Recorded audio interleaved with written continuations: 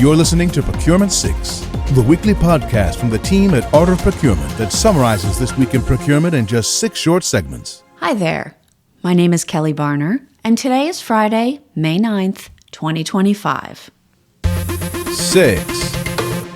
As we wrap this week, I have to share how excited and grateful we are that Catalyst LA, our first in-person event, was a huge success this past Tuesday. Thank you to Zip, our presenting sponsor, as well as our other sponsors, Una, Oro Labs, and Lean Six Search. Thank you to all of our speakers, facilitators, and panelists. And thank you especially to everyone who traveled, near or far, to join us in Los Angeles. Stay tuned for news of future Art of Procurement event experiences. 5. When procurement makes all of their decisions from behind a desk, their work can look perfect on paper, but fail spectacularly in practice.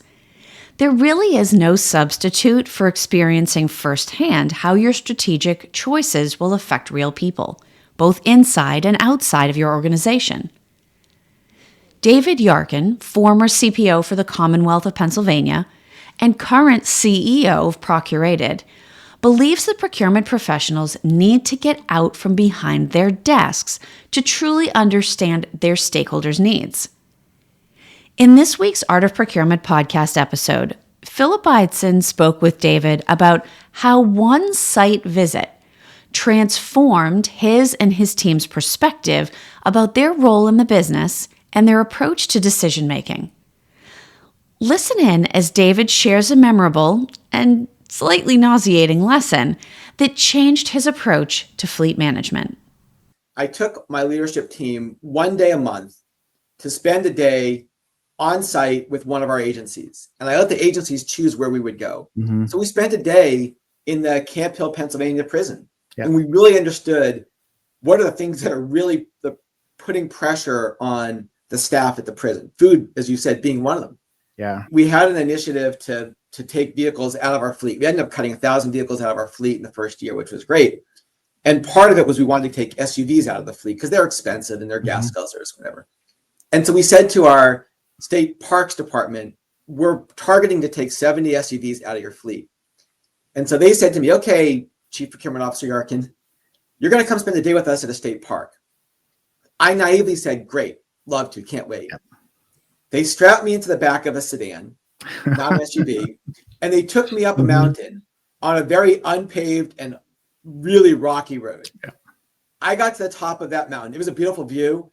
I almost threw up. I was extremely nauseous. And they said, are you sure you want to take away our SUVs?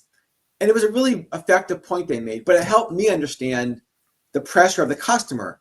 I couldn't just say from my comfortable office, we're taking away 70 of your SUVs without actually going there and seeing the impact of that decision.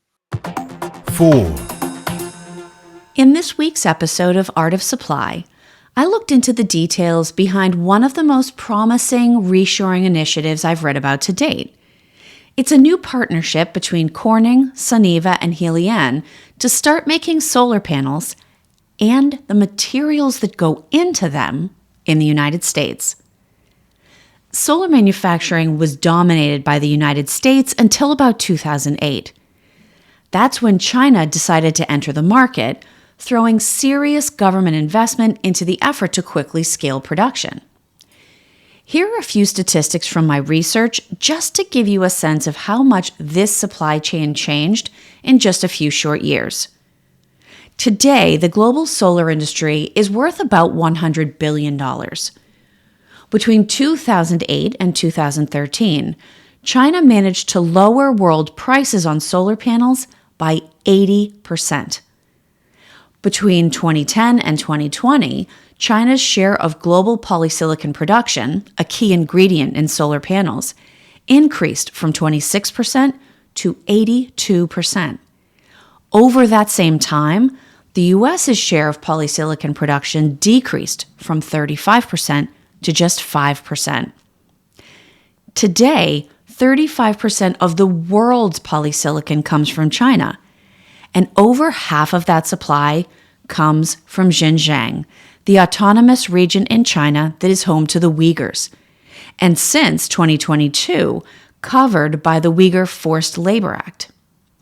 Since the effective date of that law, 87% of goods detained have come not from China, but from Malaysia, Vietnam, and Thailand, the same countries where 75% of photovoltaic module assembly happens, ironically in companies financed by China. For supply chain professionals, this means that keeping forced labor out of the supply chain continues to be like a game of whack-a-mole, and it reinforces the idea that a multi-tier, all-U.S. solar supply chain is exactly what we need to assist in the ethical transition to renewable energy. This is Procurement 6 from Art of Procurement. To get notified every time an episode is published, go to artofprocurement.com/subscribe.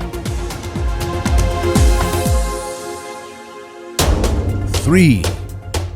Here's a question for you.